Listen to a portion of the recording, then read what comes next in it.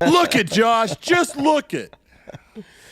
Oh, I see it. I love it, though. I actually really do. Come on. I thought it was great. I think. The best part is you guys see the back. Oh, let me see. Let me see the back. The microphone's in the way again. Oh, hold on. Boom. And now it's a drinking game. I'm telling you, Bingo. Every time you say that, you should be forced to drink. Dude, you know what? I can drink, and I can drink pretty well. Yes. And I think I would get drunk as many times as I say, look it. Yep. At one dinner, I could see that happening. I'd say about at least, 12, 13 shots deep. You know, it's so funny that it's the listeners that made me realize how much I say it, because I'm trying to say, hey, look, I got something I got to say here with this. And it's like, it's just automatic. And then they're the ones saying, oh, dude, you got to do a drink. I'm like, oh, man. Well, then you know what? I got to go get a shirt that says, look it. I think that's great, man. It's awesome. What's going on, man? How you feeling? I'm good. You know, I'm getting ready for Dublin next week. That's what we're doing. Yeah. We're getting ready for I'm doing Dublin next week. You're doing LA. And, you know, I've already made my arrangements for the Jameson's cocktail. What is it called? The mixer class. Shaker class. I'm doing the shaker. Doing the shaker class. I already booked my reservations, so I'm doing that with Fish. At like I want to say at 12:40 in the afternoon. Oh, nothing like getting hammered at about 12:40. Nothing wrong with day drinking, baby. I'm excited. It's all right. We don't have anything to do till the next day, so I think we're okay. No, you'll be all right. You're gonna enjoy it. It's fun. I want to try to hit the Guinness tour right after that, though. That might be a big mistake. That could, yeah. Well, hold on. What's the whole thing? Is it liquor before beer? I don't know. Beer before liquor, never sicker. I don't. Yeah, you're doing it the right way. All right, we'll figure it out as we go. Who knows? I may not even make it to the. I may not even be able to make it to the Guinness one. It depends on how good the Jameson's ones go. But I'm excited, man. I'm excited to. You know, it's the first time I've been there. I heard the crowd is absolutely insane there. The best fans. As far as how they get into the fight, any place I've ever, and, you know, I've been all over, and there's great fans everywhere. But there's something about the fans, especially in Dublin. They are nuts, and man, they start singing. You will not hear. I think Michael's going to be with me in L.A., so you'll have, like I said, Bidet, but you won't hear him at times. He will be, on the microphone announcing a fighter. And they will be so loud you will not hear them. It's awesome. That's awesome, man. I'm excited for that. Newcastle to me was a really good experience. You know, they were singing. Every time a fighter came out, they were singing. It didn't matter as long as they were kind of from that kind of area. They didn't even have to be from Newcastle. They were just happy when a British fighter was fighting against anybody else but another British. It was good. It was really good. Birmingham was a little bit more of a letdown. It wasn't as energetic, but there was some good fights that night, so the crowd actually wasn't too bad.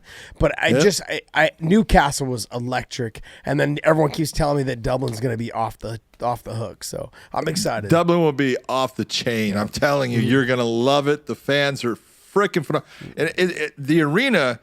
It's set up for concerts, really, so that the cage is going to be in one area. There's a couple, seats that are on the other side of it, but it's just this giant funnel.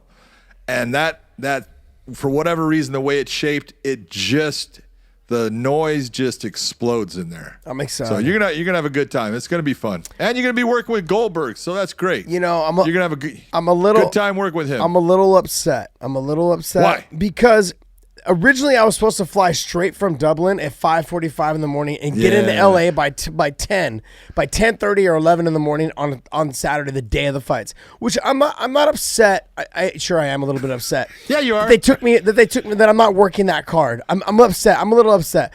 But I understand why. You know why I'm more upset? Is that they changed my flight, and when they changed my flight back to San Jose, I don't get in until 10 o'clock at night. So I missed the fights. I can't even watch the fights. I'm on the damn plane. Hold it. You got the fights. DAZN. But I can't watch them while I'm on the plane. Yeah, a lot of times it works. I watched one of the Joshua fights on the plane because of DAZN. So I swear to God. Interesting. So I hooked up with it was American Airlines. hooked it up with a thing, and I got DAZN. I don't know how, I don't know why, but it worked. Oh, I'm gonna have to figure that out because I'm on Delta, so I'm gonna have to figure out how. Yeah, see if their internet will actually work it. Yeah. For some reason, it'll work streaming systems because that's how their whole system is set up. Like their movies and stuff is off of a streaming system. So DAZN worked. I don't know if it'll work on your flight, but it worked on mine. I was happy as hell. If it doesn't work on my flight, I'm gonna be a little upset. I'm gonna have to write into Delta and let them know they need to up their streaming system game. I'm a platinum member. I'm trying to hit diamond before the end of the year. If I get to diamond, I'm gonna start requesting a whole bunch of stuff. I'm like, it's all about the status. It is. I never really cared about status before, but now everything to me is about the status when you're flying. Oh, it's all about the status, it's man. Great. It's so much fun. I'm like, oh man. I just show up sometimes like on these long flights, and they're like, oh sir, you've been upgraded to first class. I'm like, I didn't. They're like, no, we upgraded you. It's okay. I was like, all right, this is great. Just take it with a smile. Always. Okay, so we're gonna do 2 shows this week. We're gonna drop one on Monday because we're both out of town for the events next week. But this week, look, there's one thing I wanted to kind of make clear about something. I wanted just you and I talking about this, but I want everyone to understand that's listening to our show.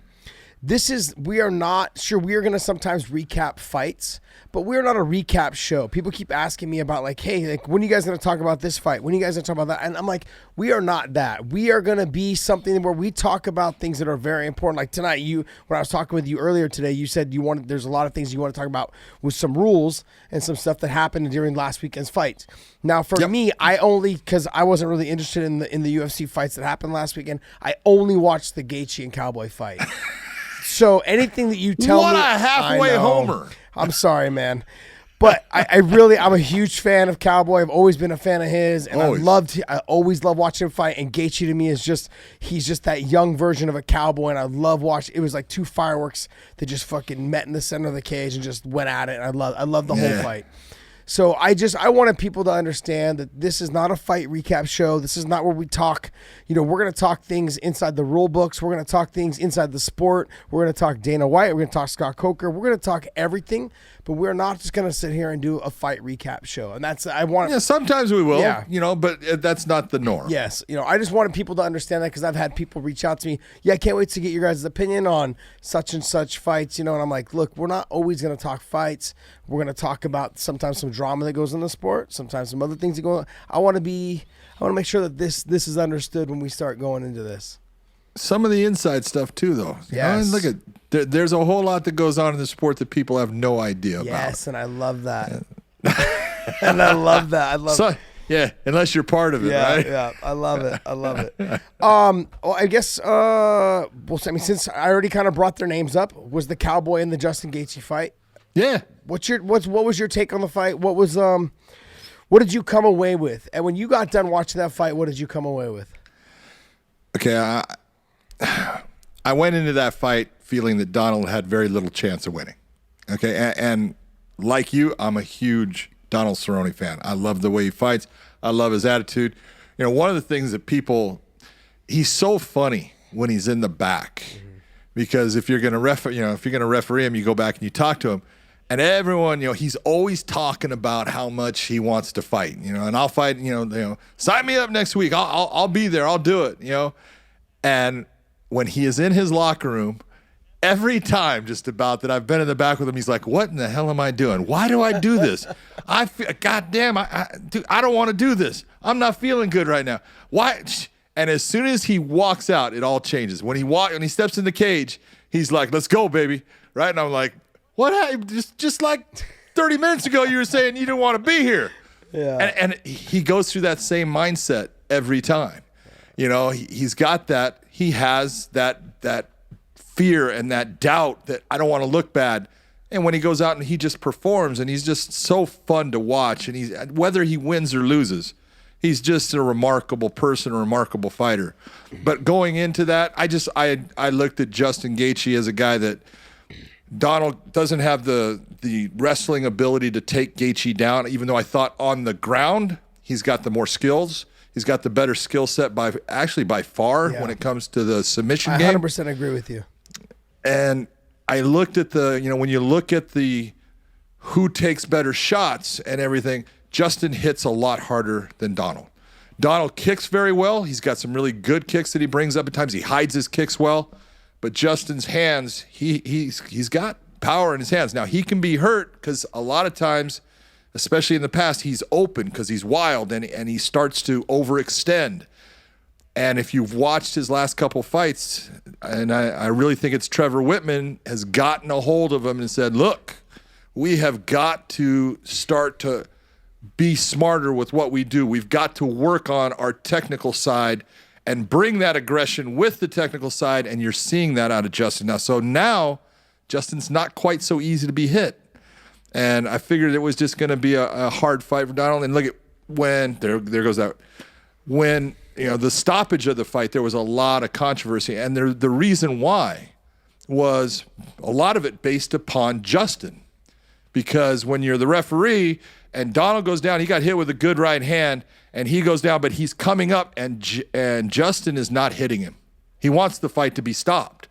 But if you're the referee in that situation, you can't stop it if he's getting up and you're not a danger to him because you're not attacking him. Yeah. So the referee comes in thinking you're going to attack him, and you stop. That's why the referee has to hold off, and I can't stop it. He hits him with another right hand. You see Donald go down to his, onto his all fours, his knees and his elbows, basically. And it was a good stoppage. If you're looking at the fight, the referee made a very good decision when he stopped it. He just couldn't make either guy happy because Justin didn't want to hit Donald anymore. And Donald, he doesn't realize how hurt he is, and he just wants to continue on in the fight. But that was actually, it was a good stoppage of the fight. You're going to hear a lot of people saying Donald should have gone on. Donald would have been seriously hurt by Justin because he doesn't have the wherewithal at that moment to defend himself. His body's reacting from training, but there's no thought process to it. I agree with you 100%. I actually didn't watch the fight when it was going on. I watched it the next day, and I actually went through and listened to some interviews that Donald had done, and they were asking him questions about, do you think it was an early stoppage? Do you think, were you happy with the stoppage? Were you okay with it?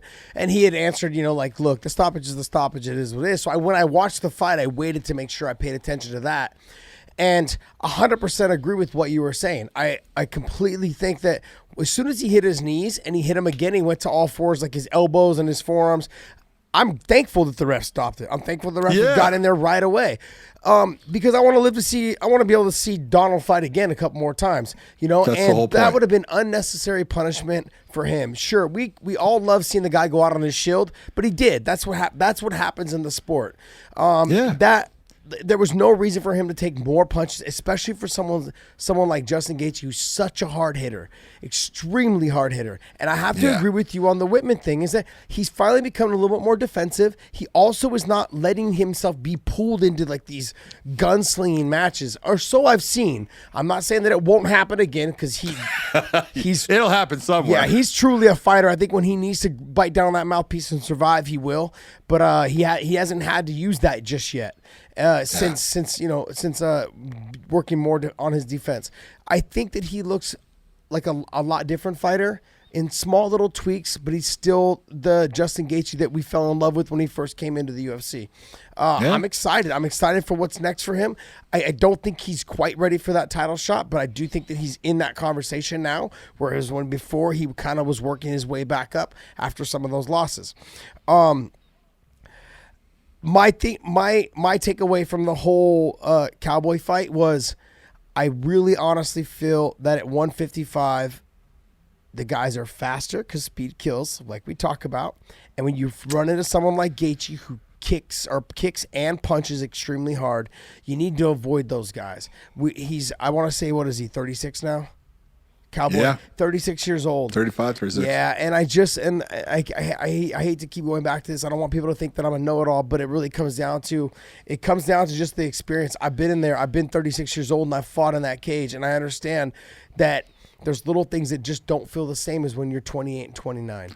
And well, it's the same. If you're looking at it, it's like running 100. You're the 100-meter champion, and you're running this 9.58, we'll say. I don't know. Somewhere in there.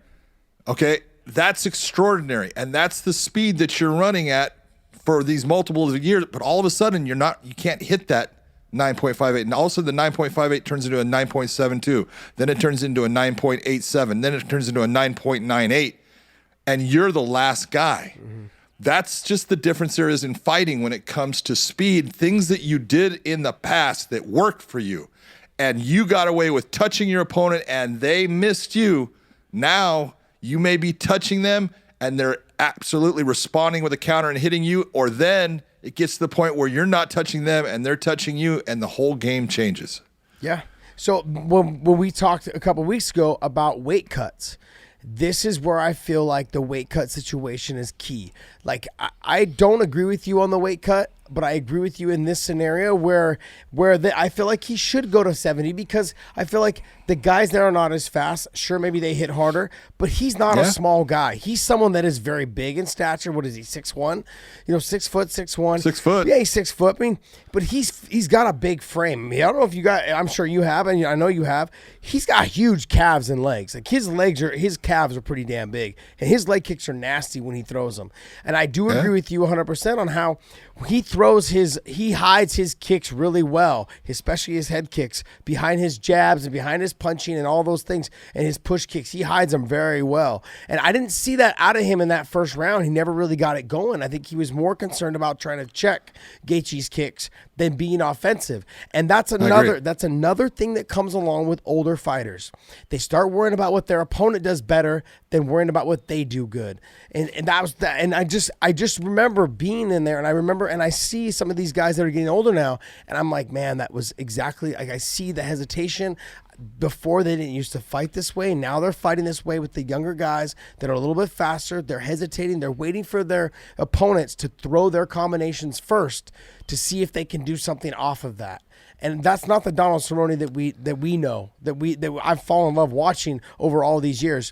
And I feel at 170, he can be a little bit more of the other Cerrone, the one that can be a little bit faster than the other guys. Maybe not as physically strong and big, but I feel like he's faster than when I saw him fight Rick Story. Now I'm sure and I know that was years ago, but the way he put his combinations together, those are things that Rick Story didn't even have. He had no idea what was going on. I mean, 4-shot combination that he landed is legendary. Exactly. Legendary. Exactly. And those, I think he can still get away with things like that against the 170-pounders in the UFC, and I think in the organization. And if you look at that, Rick Story was a 170-pound fighter who went down to 155.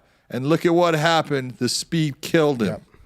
And it's just part of fighting, and it's so hard to understand unless you've done it and you feel it. It's just all of a sudden you're just getting hit like you never got hit before, and it's like, what the heck, man? It happens in training, and it's going to happen in the fights. Yeah, I just want to make sure everyone understands that I'm not agreeing with you on the weight cut.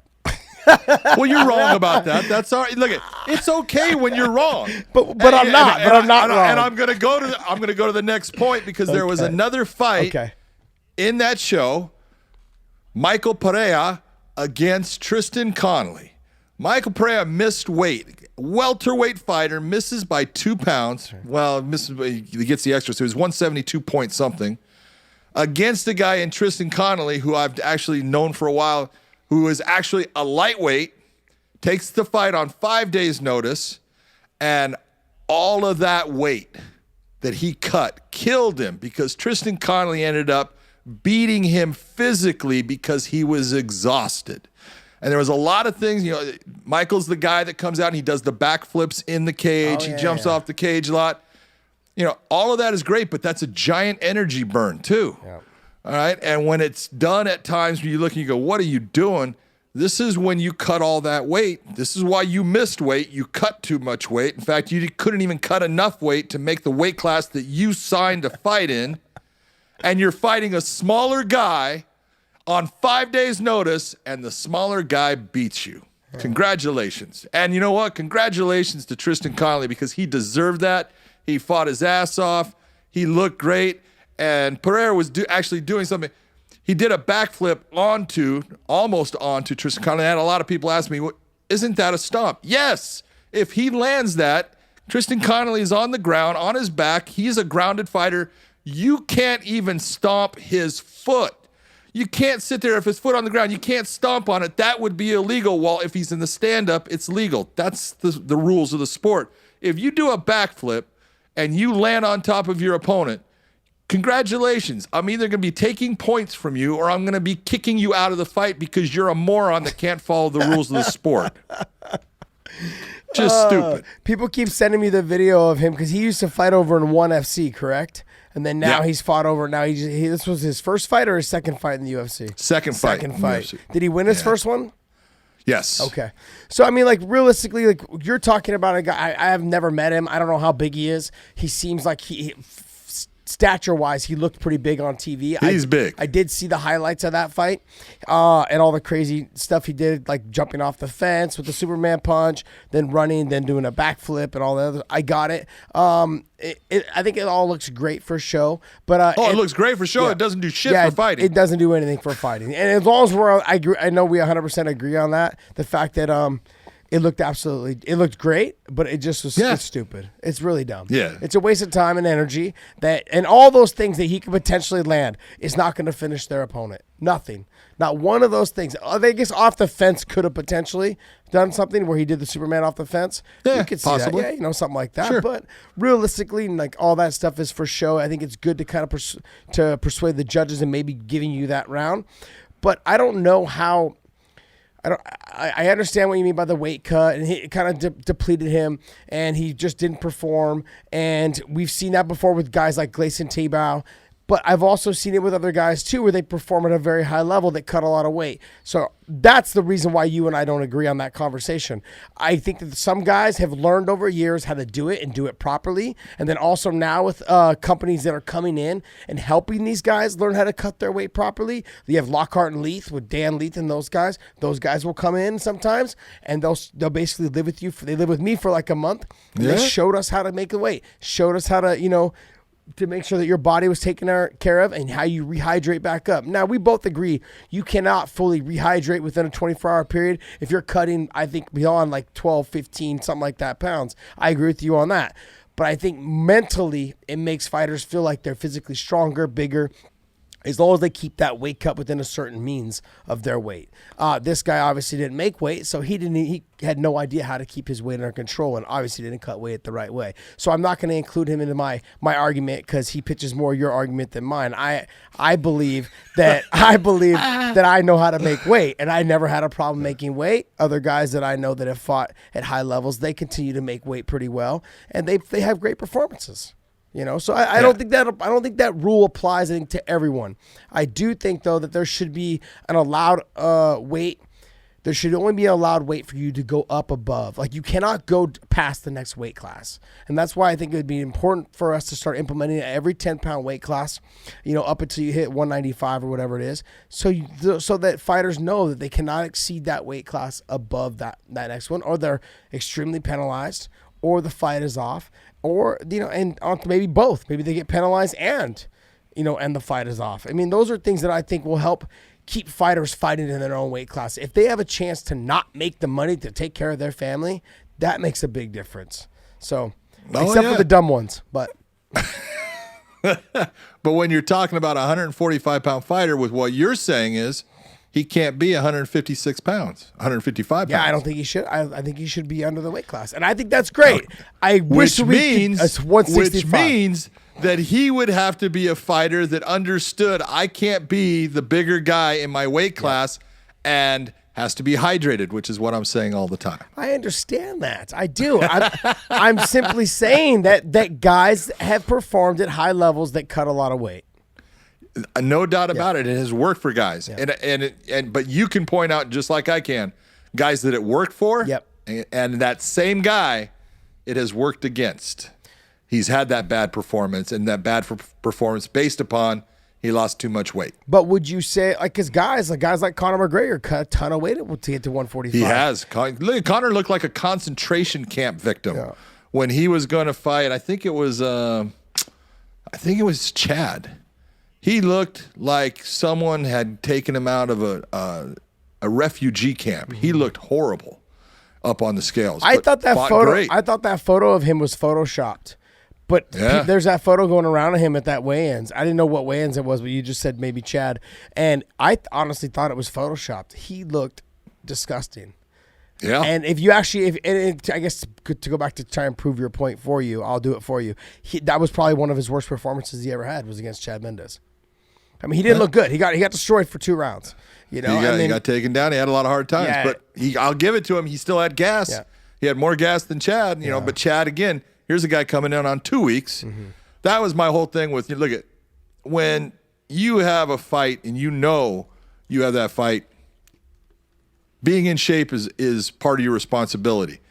Tristan Connolly had 5 days, and he, at the end of the 3rd round, is the guy that is just dominating the fight. He's not exhausted. That's saying something you're doing is not working. Yeah, he's not. No, Tristan Connolly wasn't doing backflips and acting like an idiot in the cage. So that's true. That's a good reason why he wasn't as tired. Anyways, was there any other rule stuff? You know, there was a couple of judging decisions. I'll tell you what, there was a couple of judging decisions off of our show in San Jose. I was completely there. There were guys. I'm okay if one judge is off and they make a fight a split decision that, look, it's clear that guy won that. Mm-hmm. At least the right guy won. There were fights in San Jose, the wrong guy walked away with the win. And that that cannot happen.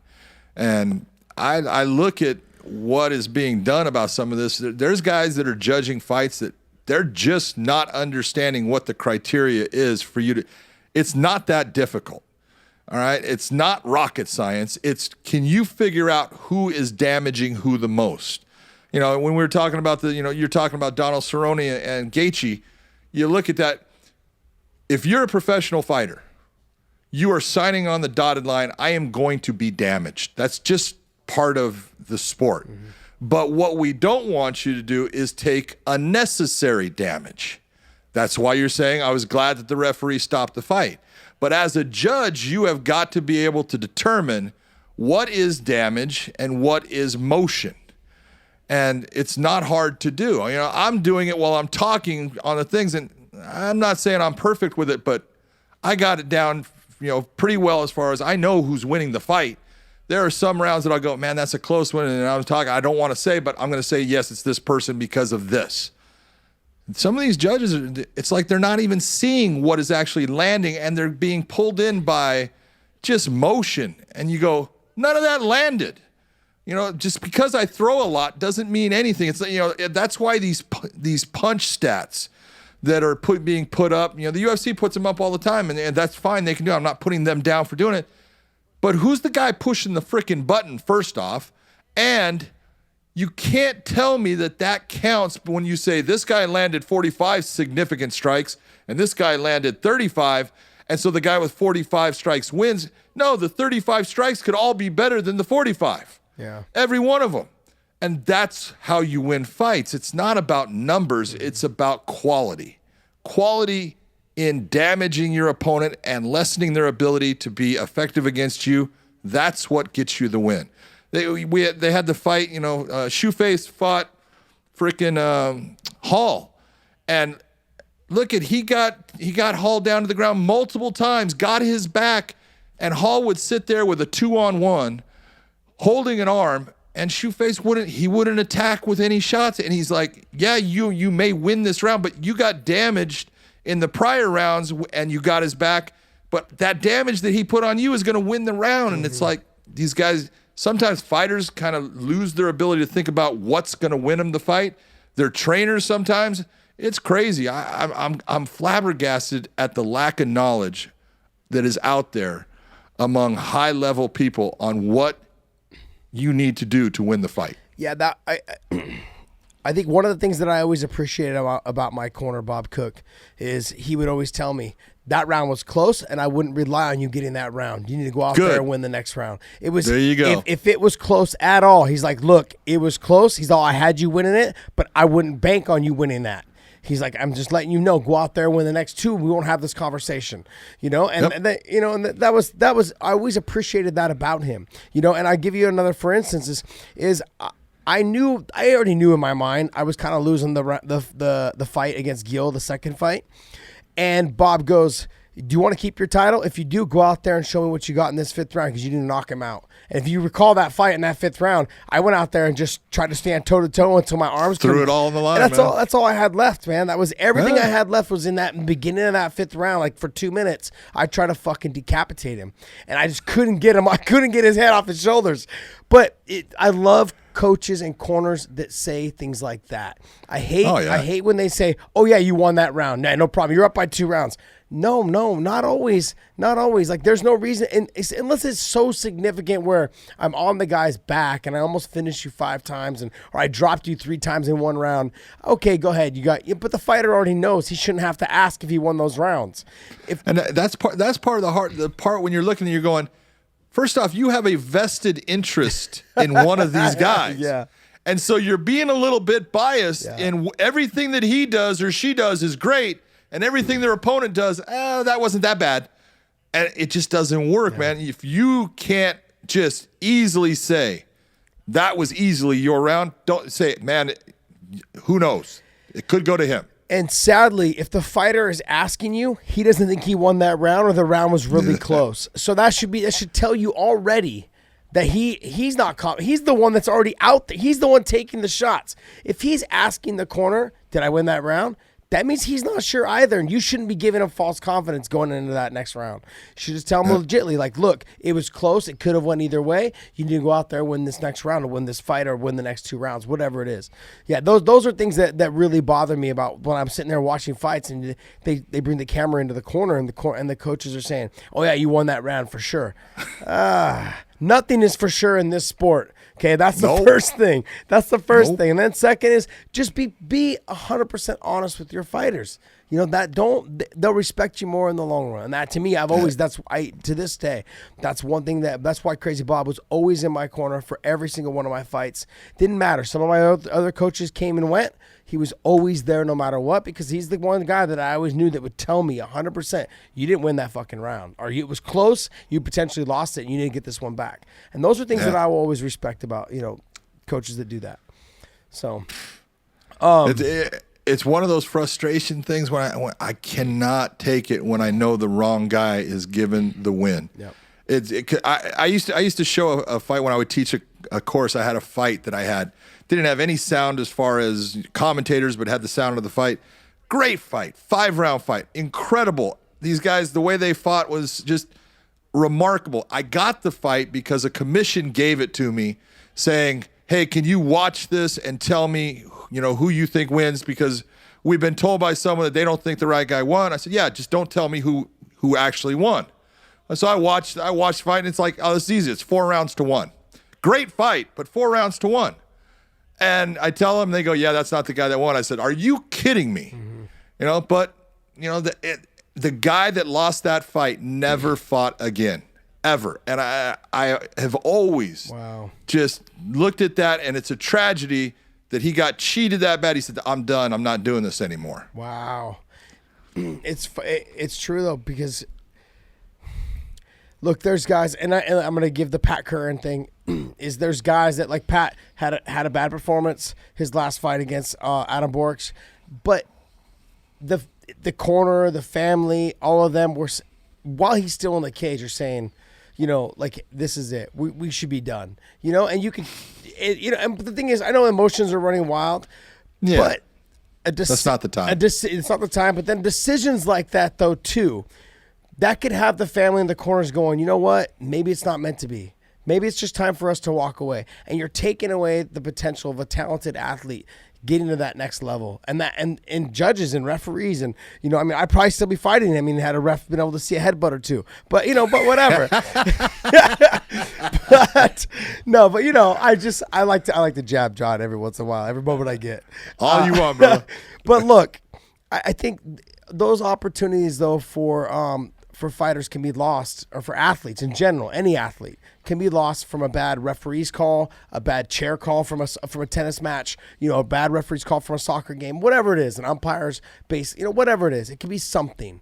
And I would hate to see talented athletes lose their opportunity and their drive to want to keep competing at a high level or in moving on to the next level because this was taken away from them. Yeah. You're robbed. It's like someone stole something from you. Yeah. Yeah. I'll let that go now. Okay. I got it off my chest. So look, there was one thing I wanted to talk about. From what I understand, and maybe Dave can pull this up real quick, but as of I think yesterday, I believe Jon Jones was sitting at number 1, and Khabib was at number 2 on the pound for pound list. Okay. My question is, why? I want to know. I want to know why. I want to know how is Jon Jones pound for. I don't. I'm just totally flabbergasted. And people are gonna say, I know you guys are gonna sit here and say I'm a homer, and I'm not being a homer. He's lost 1 round, which he took off, and he just basically just relaxed that round. And if you go back and watch that round was close. It was close. And I'm just. Jon Jones, you could say he actually lost his last fight, which I thought he did, but Jon thinks he didn't. But I understand. Whatever. We can agree to disagree.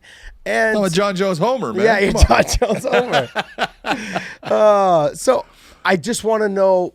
Jon, I want your expert opinion, okay, on why. Why? Okay, before I give you my opinion on that, I want you to do me a favor. Give me your top 5 pound for pound right now. Who you believe is the top 5 pound for pound fighters?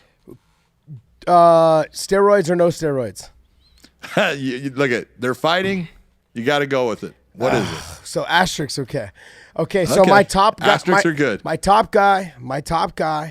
Okay, is, it's Khabib. No, is GSP. Oh, pound for pound right now, or just pound for pound world? right now? GSP is not fighting. Okay. For me, it's Khabib. Okay. With drugs and steroids and cheating, it would be Jon Jones. Okay. And then third would be, oh man. Now we're going. Come on. I would have to say, I would have to probably say Stipe. Stipe, are you freaking high? I'd have to probably say Stipe. So you're going to say Stipe is a more dominant fighter than, we'll say, Henry Cejudo or Demetrius Johnson? Are we using pound for pound? I thought we were just using for the guys that pound for pound. Oh, pound for pound. So Khabib first. Okay, Khabib, and then I put Henry, then I put Jon, then I put I can't say Demetrius. I don't know why. Tell me why you can't say Demetrius. Because Demetrius was the pound for pound. He was for how long? Yeah. How long? And what took him out of it? One round of a fight? No. Oh, yeah. No. That's what took him out of it for you guys. What took it out of it for me is that he's had really close fights over in one. Which is only proving what? That not all the best fighters are in the UFC. Hello. Okay, and this is my point is, look, he's still the same great fighter. Yes, 100%. Okay, no doubt about it. He's remarkable, and I mean remarkable. But there are great fighters everywhere. They just all don't go and work for that one promotion. But if you're looking at who is a dominant athlete in the sport, Demetrius is still a dominant athlete in the sport in his weight class. How about Horiguchi, who just lost? He was dominant for how long? And then he just lost in Japan. You know, so you can look in that pound for pound is a hard thing, but I will tell you the difference between Jon Jones and Khabib. And this is really what it comes down to for me. If you're looking at Jon Jones and who he has competed against, I'm going to tell you that Jon Jones overall has competed against a higher level of competition than Khabib has. When you look at Jon Jones has competed against Daniel Cormier, a guy that you could put on that pound for pound list. And he's competed against him several times. Not saying that, okay, the one was wiped away and everything, but look at, he competed and those fights happened. Yep. So he's had Dan Cormier. He has beaten all of the guys that you could ask him to beat. He beat Shogun for the title. He beat Rampage. He beat Glover. He beat everybody in his weight class. Everybody. Name the guy that he hasn't really fought. Gustafsson fought him twice and dismantled him the second time. That's where I look and I go, the level of competition is my hard point to get past with Jon Jones. What I can give Khabib is exactly what you're saying. And I will tell you, he has been the most dominant fighter in his weight class of any fighter I've ever seen. George St. Pierre, who I would put on that pound for pound, you know what? He's still number one overall of everyone because of what he was able to accomplish. George was not as dominant in every fight he had and lost some.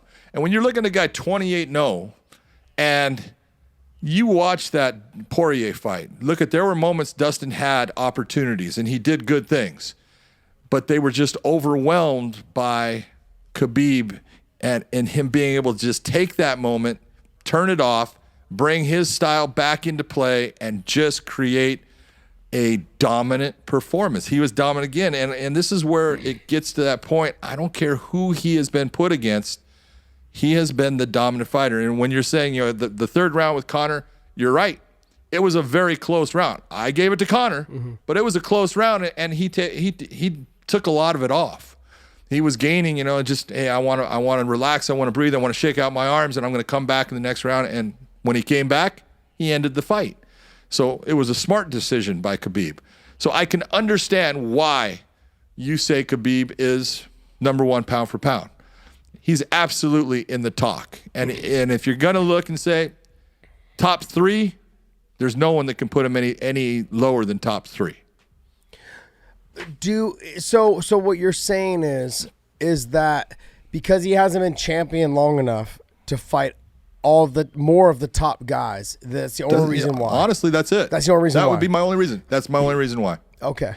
I can go with that. Okay. I can agree with you on that. But I'm gonna add something in there real quick, and I'm not trying to be a homer because he's Bellator, but I'm gonna simply say I'm gonna add Patricio in there somewhere. I would say somewhere in there, probably in like the 4, maybe 5 area, but he's somewhere in that pound for pound. I have to put him in there because of what he did to Michael Chandler, and he did it so quickly, so easily, and he shocked the world. I thought he honestly shocked the world and did what he was supposed to do, what he knew he could do, but the other people didn't believe he could do.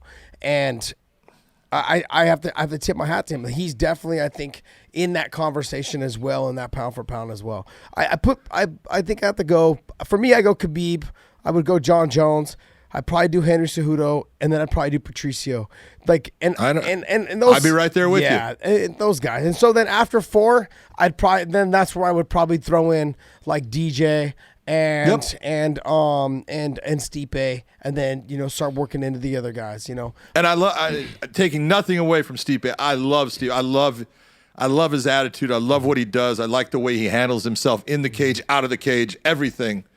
He's awesome. Yep. It's just, because of his size, could he take on those guys? Yeah, but you look at the skill sets, and this is where, you talk about there are skill sets out there that just, what a guy has to do at 145 pounds, 135 pounds, 155 pounds. There's just more varieties and there's more attacks that lighter weight fighters have than heavyweight fighters. Yep. Just the way it is. I agree, man. I agree 100%. There was another topic I wanted to talk about. I wrote it down just in case, but I can't remember. Oh my God, you had to write it down. We're in trouble. Hey, he's not got a memory anymore after Patricio. After the headbutt that you caused, it's all gone now. It's all gone. It wasn't the headbutt that ended that fight, baby. Well, yeah. It was a right hand. It started it all.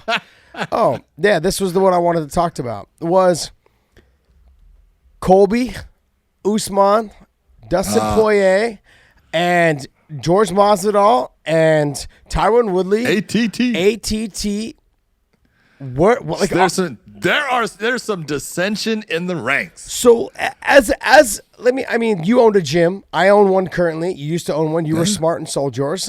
And me, I still currently own mine. As a gym owner and as coaches or whatever it is you want to call what we also being owners and coaches and being there, how do you handle that? Like, how do you handle that without your gym just simple, your team falling apart? Can't do it. You look at you got to be smart about. Let's look at the entire complexity. Dan Lambert, who started ATT, and if you remember back when he started, who he started it with, right? The Silveira brothers, and Ricardo Laborio, and started.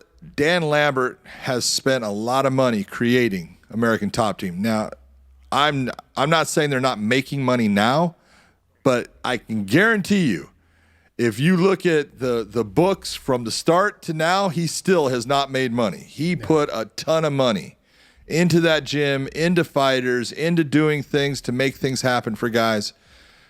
And now he's got, you know what? East Coast, absolutely, that's the gym. If you're going to go West Coast, it's probably AKA.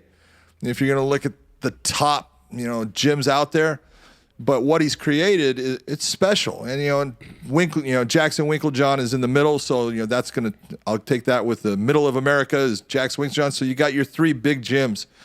And there's obviously other ones with Extreme Couture and places like that. But when you have what you have going on with Dustin Poirier, Tyron Woodley, Colby Covington, and now George in there, you got to take a look at where is your problem? Where's the problem? Tell me.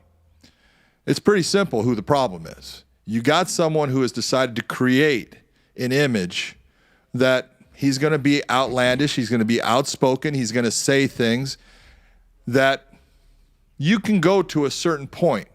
You can't cross a certain line without creating a division that now becomes a cancer inside of the gym. So who created the cancer? Was it Dustin that created the cancer? Absolutely not. Was it Tyron that created the cancer? No. Was it Masvidal? No. So where's my problem child? Dana White. he created he creates these things. I mean, I'm being a smart ass.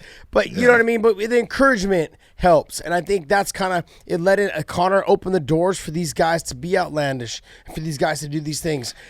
And I'm not saying that what Colby is doing is... You absolutely have the choice to be who you want to be. Mm-hmm. But when you make decisions, consequences come with those decisions. And this is what you have to figure out in life. Do I make that choice and go in that direction because this is what I can figure out is going to happen? Or do I take this road and do it this way? Colby has decided which road he wants to ride. And when you ride that road, don't be upset when it's got a giant ditch in the middle of it that now you have to dig yourself out of. You're creating it. You're the cause of it. And if I was Dan, I would say, you know what? I'm not going to sit here and have conflict inside of my gym. That's a different type of gym atmosphere than, what you've created. Yours is based upon, the public, and it's not so much fighters because fighters don't make a gym money. They usually cost the gym money, just like I said it was costing Dan. But his is built off of fighters, and he's got to decide, is it Colby that I want to ride with, and I'm gonna let this play out because I like him, and I know Dan likes Colby a lot. But when you got a guy that's creating that situation, that's the first guy I go to. I go to my problem, and my problem's Colby, and I've got to either get Colby to go talk to those guys, and hey, I don't care if it's in public, I don't care if it's in private. You guys can work this out in that room, go ahead. If it's an apology, great. If it's a fist fight, I don't care. But when you walk out of the room, it's over. Yeah, I'm having a hard time thinking that it would be over. Because to me, guys like Jorge Masvidal, I could see Dustin Poirier being like, look, man, you said some shitty things. And like Dustin's that kind of guy. He'd just be like, you know what? You fucking said some shitty things. Let's work this out either with our fists or with our, or with just talking about it. But I don't see Masvidal being that guy. I think. Oh yeah, George is that guy. George is the one thing I've learned about George is a guy that, hey, if you want to talk snap, I will be the guy that'll stand up and say, well, let's do it. Right. And now I'm not saying he's going to be your friend afterwards, but he'll go, we're good. That's really what it comes down to. George and Colby were friends. Yeah, that's true. Why is it that all of a sudden they're not friends? Oh. Why is it that all of a sudden they have a rift or a problem between them? Was George the one that created it? No, I think it really comes. No, it comes down to it comes down to what the title and what money can do for you, and it's true. It's 100% true. And I think when I look back at like times, And I give you another, for instance, is at AK, I was seated ahead. It was Gray Maynard was ahead of me. It was me, and then it was Khabib was further down the line, but Khabib was obviously making a name for himself. And people were already trying to say that I was supposed to fight Gray Maynard. And then he ended up losing. And I was like, look, we're not going to talk about this. Like, let's just move on with what we're doing. And then he loses to Nate. And then that was after I had already beat Nate. And it was like, look, there's no reason to have this conversation. Then I go on, and then the next time I go and corner Khabib. And then they're asking me, hey, so it looks like you guys may, like Khabib's gone like 20-0 or 21-0 at the time. And he's like, you guys may fight. Dude, there's so much stuff that's going to happen between now and then. And this is exactly what's going on right now. And I feel like Colby maybe needs to not try to spark that fire until the opportunity presents itself, but he does it every time. He sparks it beforehand, and maybe that's what's causing the problem. Because at the end of the day, who knows? Colby, you may fight Usman, you may not fight Usman, or you may have to fight someone else, and you may lose. Or whoever you're talking shit to, let's just say let's say George loses to Nate. Now you're not even worried about fucking fighting George anymore. Don't even have to think about it. So up until that moment comes, you guys should only be talking about title shots and who. Look, if I have the title and you're next in line, well, fuck it, man. This money changes your life. That championship money changes your life. It's life changing for these guys. Okay, your normal fight purses are not life changing. Okay, when you're making championship money, it's life changing. So I've always felt there's no reason to fight your teammate or your friend or whoever it is that you want to compete until there's life-changing circumstances. And like if I was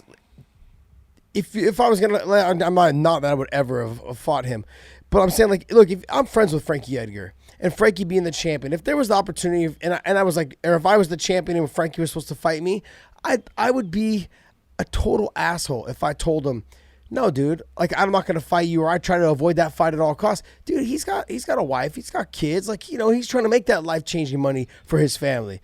That's prick shit. Now, but for us to step on each other to get there is a bunch of bullshit. I'm not down with that. And Dana likes to stoke that fire a little bit, and I don't like that, but that's part of being a promoter. He's doing his job. Look at that whole, Kamaru Usman versus Colby Covington fight fell apart based upon what? Money.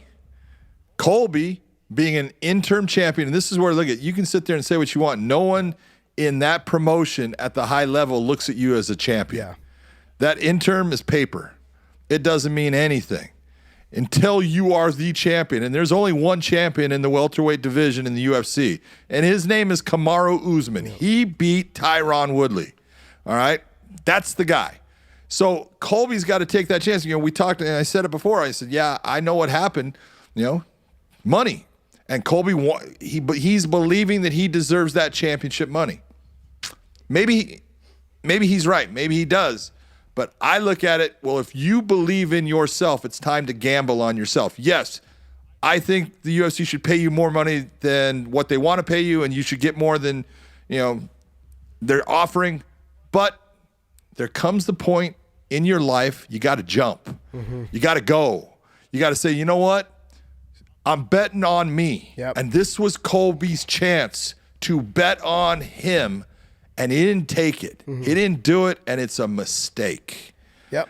Because if he truly believes that Usman slows down in the third and the fourth and the fifth round, he relies so much on his condition and his cardio, he should have signed that paper, should have said, look, it doesn't matter what I'm going to make, because after I'm done whooping your ass, I'm going to make that championship money anyways. So it doesn't matter. And you got to believe in yourself. Look, sure, maybe a cut could happen, maybe all this, but look, if you believe in yourself, even if you lost that fight, you're always one fight away from another title shot. If you don't fight that fight, you will never know. Yep. You gotta go.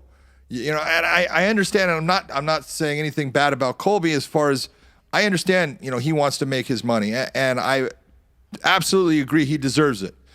But there comes those points in life where you go, you know what, I need this, and I'm not gonna make what I want to get that. Do I do it? And you've got to, at certain times, you got to make that decision that go, yep, I'm going, because that's what's going to get me to the next level. And if you don't take that opportunity, look, it might not come back around again. No, it's true. What happened was I was supposed to fight Pettis for the title. They called me, said Pettis was out. They wanted to give me someone who wasn't even ranked in the top 20. I said, nah, I'll pass. Well, I get a call from, Joe Silva. He's like, look, well, he's going to sit on the sideline then for 6 months until he's ready to fight. And I'm like, and so obviously my manager tells him, well, Josh is pretty good with his money. He's not worried about it. He'll just sit on the sideline and wait. Well, I get a call a week later. And because all I had asked for was a fighter in the top 3. I said, because I was ranked number 3, I said, give me somebody that's 1 or 2, or I'll wait for the title. And then they a week later, they called me back with Benson, and I said yes as soon as they did. His situation is not going to change. He's the number 1 guy.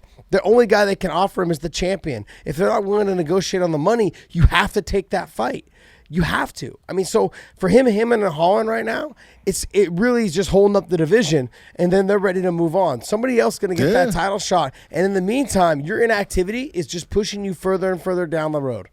And they will move on. Yeah. Look, they've moved on from a lot of people at times, and you need to be careful.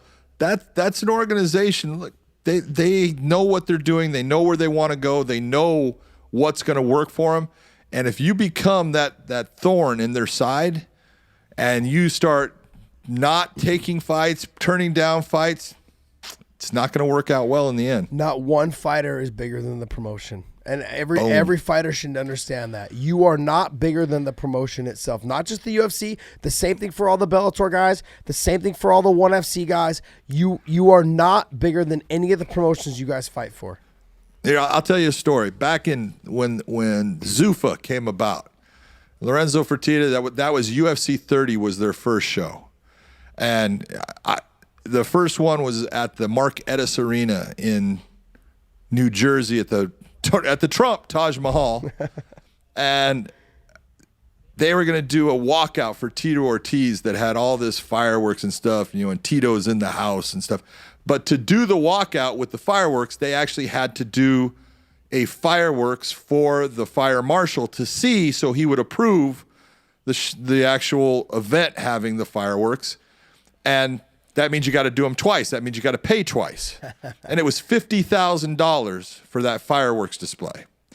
Right? So I'm standing there with Lorenzo Fertitta, who is now the new owner of the UFC, and he's talking to me. And one of the things he's talking about is, John, I want to be the first promoter to pay fighters $1 million for MMA. And I said, Lorenzo, that's awesome. He says, the problem with the old UFC is, they didn't create stars. And I'm kind of like, yeah, they did, but it's hard to control stars. That's how you have Tito Ortiz. That's it. It's hard to control your stars because they're always going to want more because this is a short lifespan and they're going to try to get whatever they can. And he goes, well, they promoted the UFC. I said, Lorenzo, I just want you to know, the one thing that you're always going to be able to control is that UFC. I go, you are the one that's going to determine what is said about that and what is not. I go, the fighters, they're your lifeblood, but you're not always going to get along with them. They're going to be 100% behind you. You do one thing, all of a sudden they're going off in a different direction, wanting to go to Japan, wanting to go to another place because they're going to pay me more money. I said, it's about the dollar. And, shortly after that, what did they start to do? They started promoting the UFC because it was the one thing they could control. And a lot of their fighters went to Japan. And, it was, hey, a fighter's only got a short amount of lifespan. You've got to take these opportunities and make them happen. Give it if you lose on the opportunity, that's okay. You're never going to make a basket you don't take a shot at, but you got to do it. I've always agreed with that idea because what happened was I think right after Chuck and Tito were pretty much on their way out, you could see that the shift had changed. Like, sure, they knew they had a good relationship with Chuck. They knew they had a somewhat shaky relationship as the years went on with Tito. But they always had Matt Hughes. They had Rich Franklin. They had guys that believed in them and their system in the UFC.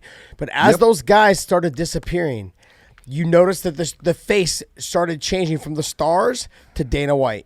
And I'm not knocking Dana White. I think this was probably what they control. This was one of the most brilliant things that they did was they made the face of UFC Dana White. So now his shows instead of a fighter, they never had to worry about those things leaving. It's funny that you said that you had this conversation with him at UFC 30 with Lorenzo Fertitta, and the whole time I was thinking to myself, ever since I saw Chuck, because I'm really good close friends with Chuck. Once I saw him start to leave and get out of the limelight, I could see that the shift had already that came in, and it was going to be Dana White. It was so evident to see that they wanted to make sure that they had someone there that wouldn't leave them, because they had that issue with BJ. Remember when BJ left? Started rolling the rock. They did the whole.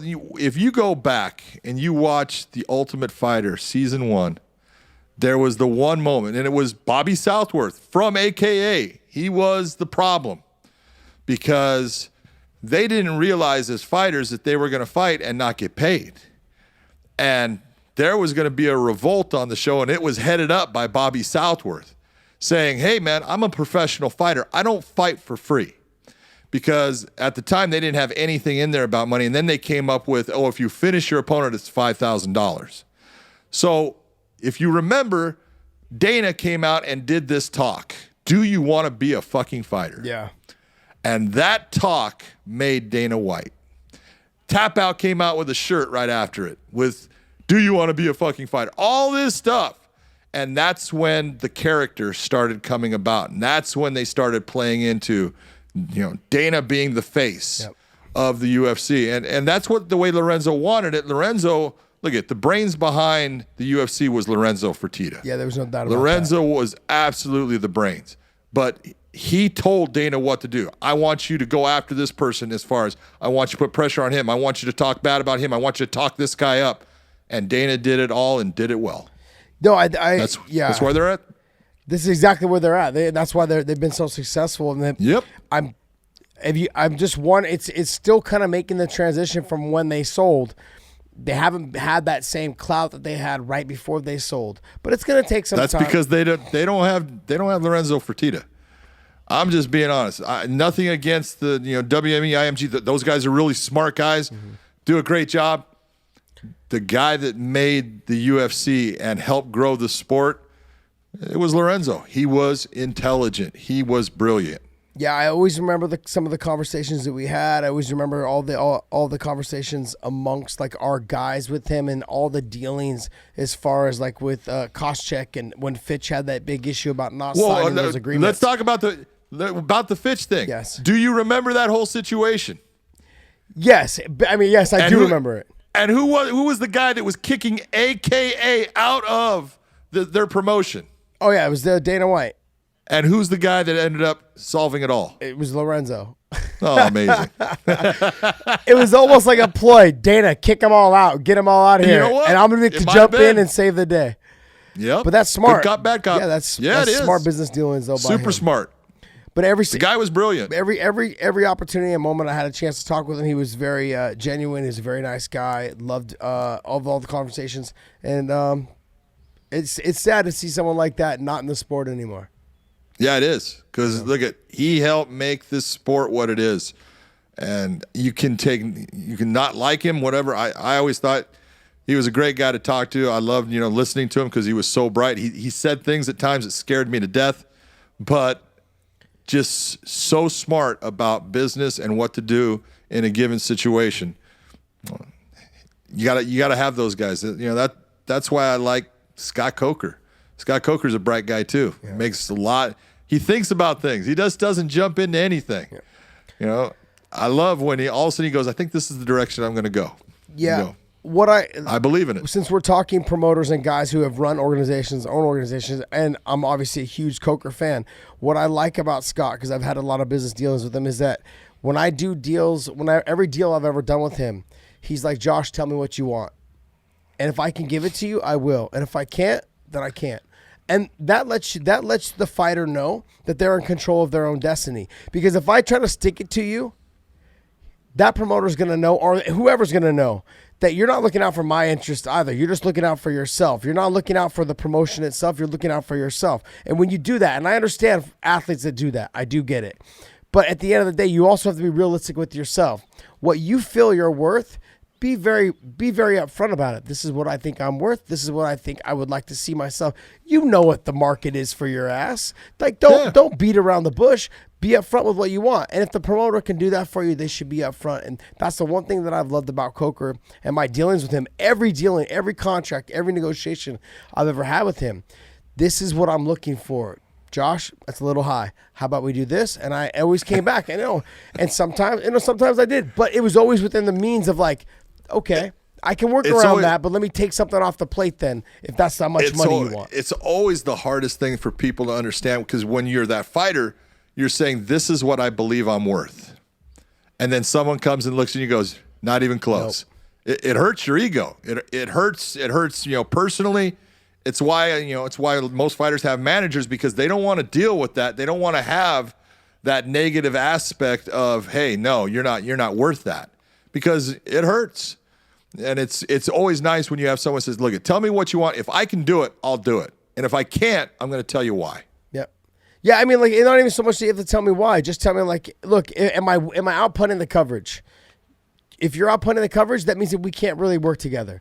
Now, if you're in the ballpark and all I have to do is like, hey, instead of 3 hotel rooms, I'll just give you 1. Okay, then that's fine. Like, those are little things that, like, there's plenty of ways to do a deal. It doesn't just always have to be what the fight purse is. Okay, if this is what we're looking for in fight purse and I can't get it done, hey, how about you kick me over one of your sponsors? Let me get a Blackheart rum. Let me get a Monster. Let me get a for 2 or 3 shows, and then let's renegotiate my contract. Then there's ways to work around it. This is what a lot of fans, they sit there and they'll look at numbers that a lot of the MMA websites will put out. Oh, the California State Athletic Commission or the New York State Athletic Commission says this was the payout, and you go, you guys have no idea. They have no clue. No idea at all. That is not what that guy is making for that. And there is all kinds of ways that you can help someone and say, look, if I give you this, it's going to make you money for the year going down the line, considering that I'm not going to pay you this as your salary. It's just all kinds of ways that you can do business. Those are the same fans at home that think I fought my last 4 fights for $5,000. You didn't? I swear. I had people saying I was so stupid for leaving the UFC because he left the UFC for $5,000. He was making 100-something thousand in the UFC. Why would he leave? You know what? And I'm like, because you're not a good businessman. Yeah. That's why. And I'm thinking to myself, man, you guys have no idea what these guys make. No clue. And that's okay. Yeah. And I kind of like that outside people don't know what we actually make 100%. But I do know there's so many other ways to structure a deal. And when you're dealing with guys like Coker and guys like Dana and Lorenzo and those guys, there's always ways that they can structure to make sure that both parties are happy if they want to. Yep. That's it. All right, my man. Well, hey, I think we wrapped up a good episode, and I think we're gonna run this back again this week so we can have it ready for next week. Sounds good to me, man. Look forward to it. All right, enjoy. I'll talk to you soon, bud. Later. Bye.